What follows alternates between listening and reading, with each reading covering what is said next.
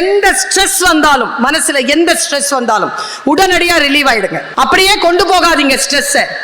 அம்மா கிட்டையோ ஃப்ரெண்டு கிட்டையோ வீட்லயோ பேசி தீர்த்து கொள்ளுங்கள்.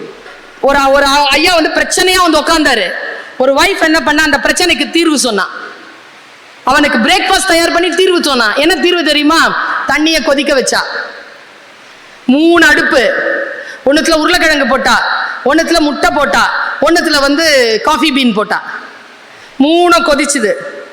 3த்தையும் சர்வ் பண்ணா. சர்வ் பண்ணி சொன்னா, நீ ஏதோ பிரச்சனையில் இருக்கிற, I don't know what is the problem, but பிரச்சனைங்கிறது கொதிக்கிற தண்ணி. நீ உருளைக்கிழங்கா இருக்கிறியா, முட்டையா இருக்கிறியா, காஃபி பீனியா இருக்கிறியா, முடிவு செஞ்சுக்கோ. இது ஒரு அமெரிக்க தத்துவம். கடினமா இருந்த அந்த உருளைக்கிழங்கு பிரச்சனைன்ற தண்ணிக்குள்ள போட்ட உடனே சாஃப்ட் ஆயிடுச்சு. சாஃப்டா இருந்த முட்டை அந்த பிரச்சனைக்குள்ள போன உடனே ஹார்ட் ஆயிடுச்சு. இந்த காஃபி பீன் இருக்குல்ல, அது உள்ள போட்டு தன்னுடைய விஷயத்தை அந்த தண்ணீர்ல கலந்து அந்த தண்ணீரை மற்றவர்கள் குடிக்கக்கூடிய ஒரு உன்னதமான ட்ரிங்கா அதை மாத்திருச்சு. பிரச்சனைகளை நீ எப்படி சந்திக்கிறாய் என்பதுதான். உன்னுடைய வாழ்க்கையில் வரக்கூடிய பிரச்சனை போல் என் வாழ்க்கையில் வராது. அதனால் நான் தரக்கூடியது அல்ல உன்னுடைய பிரச்சனைக்கான தீர்வு. உன் பிரச்சனைக்கான தீர்வு உன்னிடத்தில் தான் இருக்கிறது. அதை எப்படி தேர்ந்தெடுப்பது, எது சொர்க்கம் எது நரகம் அப்படிங்கிறதுக்கான விளக்கத்தை நான் தெரிந்து கொண்ட இடம் இது. எது சொர்க்கம் எது நரகம் தெரியுமா? எங்களுடைய முஸ்லிம் பரம்பரையில, இஸ்லாமிய பரம்பரையில ஒரு வரலாறு இருக்கு. முகமது நபி வந்து பல வானங்களுக்கு போயிட்டு வந்தாருன்னு. அல்ல ஒரு 4வது வானத்திற்கு அவர் போகும்பொழுது இப்ராஹிம் அலைஹிஸ்ஸலாம்ன்ற ஒருத்தரை சந்திக்கிறதா நான் படிச்சேன். சந்திக்கிறார். எனக்கு அவர் போனாரா சந்திச்சாரான்றதெல்லாம் நம்பிக்கை. என்ன சொல்லப்பட்டதுங்கிறத மட்டும் சொல்றேன், முடிஞ்சா புரிஞ்சுக்கோ. அவர் சொல்றார், நீ போய் சொல், மக்களிடம் போய் சொல், அவரவர்கள் சொர்க்கம் பொட்டல் காடு என்று போய் சொல். பொட்டல் காடா? சொர்க்கம் எப்படி பொட்டல் காடாகும்? சொர்க்கம் மாட மாளிகைகளால் ஆனது, நன்னீரோடைகளால் ஆனது, திராட்சை ரசம் ஏந்தி அழகிய பெண்கள் சூழ இருக்கக்கூடிய சொர்க்கம் எப்படி பொட்டல் காடாச்சு? அவர் சொன்னாராம், அந்த மூத்தவர் சொல்கிறார் முகமது நபி அவர்களிடத்தில், போய் சொல்லுங்கள், அவர்களுடைய சொர்க்கம் பொட்டல் காடு, அதில் மாட மாளிகைகளும் நன்னீர் ஓடைகளும் உருவாக்கப்பட வேண்டும் என்றால் அது அவர்கள்தான் கட்ட வேண்டுமே தவிர ஏற்கனவே கட்டப்பட்ட சொர்க்கத்திற்குள் யாரும் நுழைவது இல்லை என்று போய் சொல்லுங்கள் என்று சொன்னாராம். என் சொர்க்கமும் என் நரகத்தையும் நான் தான் கட்டமைக்கிறேன். என் சொர்க்கத்தை யாரோ ஒருவர் கட்டமைச்சு உள்ள வந்து சாவி கொடுத்து நான் உள்ள போறது இல்லை. நுட்பமா சொல்றேன், இன்று இரவு நீ போய் உன் டைரிகளில் எழுதி வைத்துக்கொள், சின்ன தப்பு கூட செய்யாத என் குழந்தைய, செய்யாத. செஞ்சிருந்தனா விட்டுடு. ஏன் சொல்றேன் தெரியுமா? நாம் செய்த பிழைகளை நாம் மறக்கலாம், நாம் பிழைகள் செய்ததற்காக நம்மை நாமே மன்னிக்கலாம். ஆனால் நாம் செய்த பிழைகளோ நம்மை மறப்பதும் இல்லை, நம்மை மன்னிப்பதும் இல்லை. அது நம்மை தொடரும். அப்படி தொடர்கின்ற பொழுது தலையில் அடித்துக் கொண்டு உட்காராமல் இருக்க வேண்டும் என்றால் இந்த வாழ்க்கையை இந்த வினாடியிலிருந்து நீ தொடங்கு.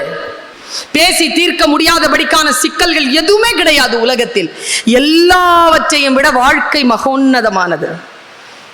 உயிரோடு இருப்பது மகோன்னதமானது, மிக உயர்வானது. உயிரோடு இருப்பதற்கான கணங்களை கூட்டிக் கொண்டே செல்வதற்கான அந்த வாய்ப்புகளை அதிகப்படுத்திக் கொண்டே போங்க.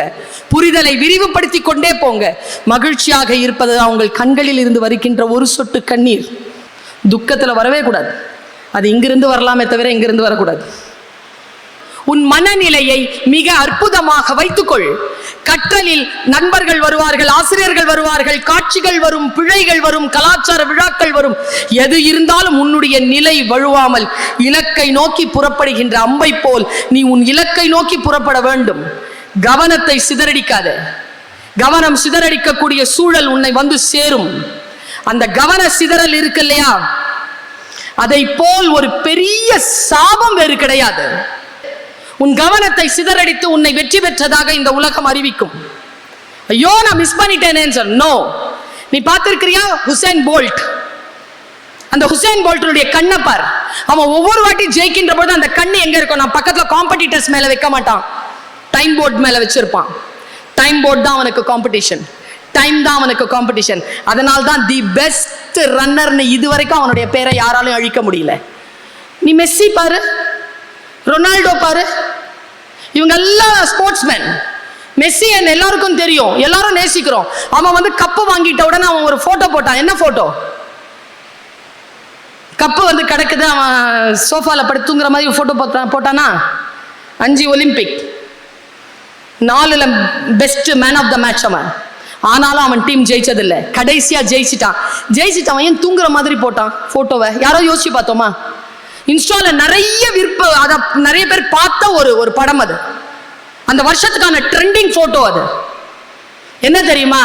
25 வருடங்களாக உழைத்து கொண்டிருக்கிறேன் இதற்காக, தூங்கவே இல்லை, இதோ பெற்றுவிட்டேன், தூங்குகிறேன். ஜெயிக்கிற வரைக்கும் தூங்கலைங்க அவன். அததான் அவன் சொல்றான், நான் தூங்கலேன்றான் அவன். இப்ப தூங்குறேங்கிறான். நீ எவ்வளவு ஓய்வு நேரத்திற்காக எடுத்துக்கொள்கிறாய்? என்ன ஜெயிச்ச நீ? இப்பதான் தொடங்கி இருக்கிற.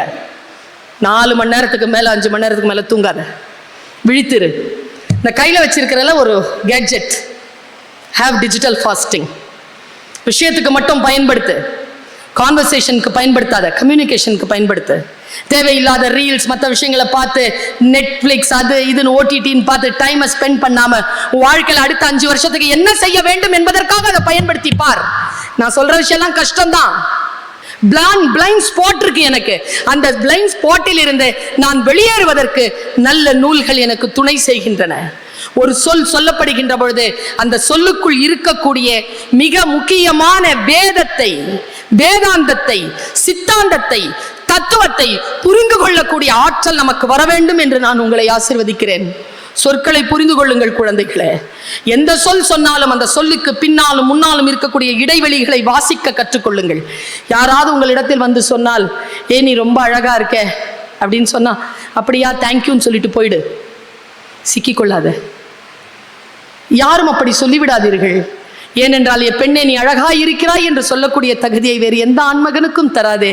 அது என் சுயமரியாதைக்குரிய விஷயம் என்கிறார் சுவாமி விவேகானந்தர். வாழ்க்கை வாழ பழகுங்கள். இப்போ நான் வந்தேன், எனக்கு ஒரு போர்வை போத்துனாங்களாப்பா? போத்துனாங்களா? ஆமாவா இல்லையா? ஏன்? நல்லா தானே ட்ரெஸ் பண்ணிட்டு வந்திருக்கேன், ஏன் போத்துனாங்க? சொல்லுங்களேன், ஏன் போத்துனாங்க? அப்போ புரியுதா?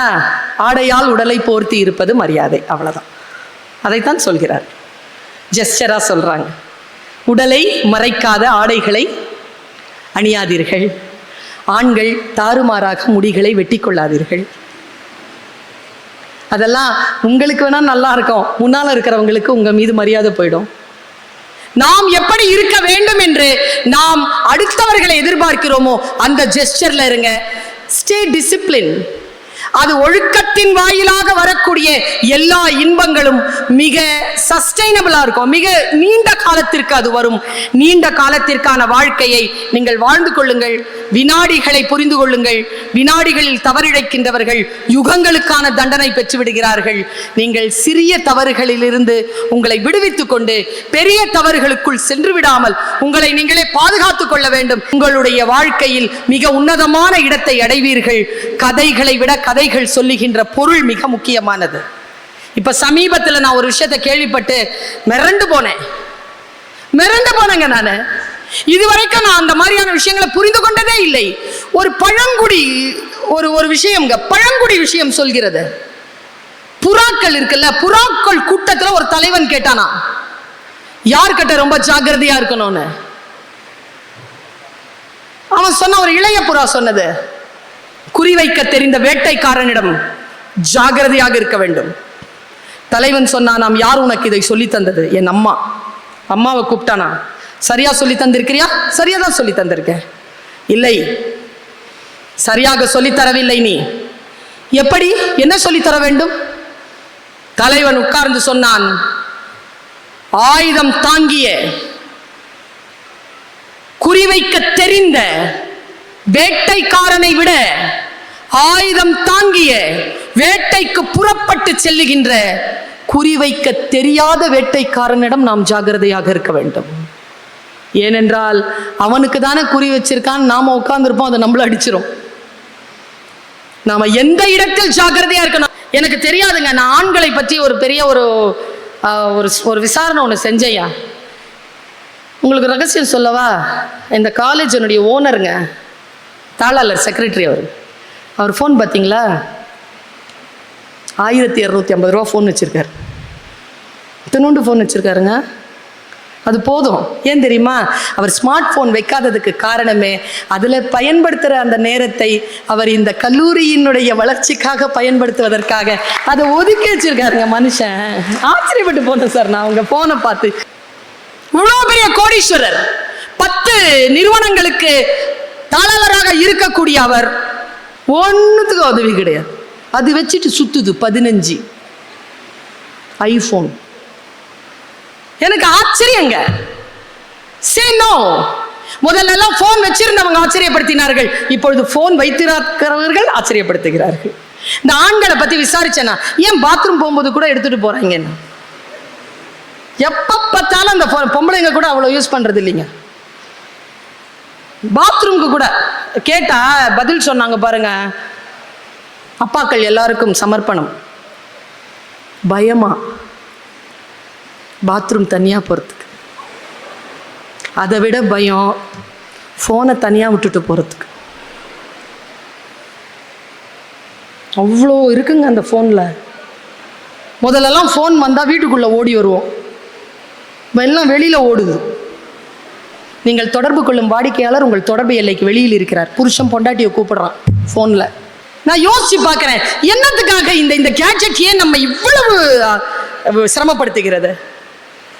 You change your energy level to books, on books.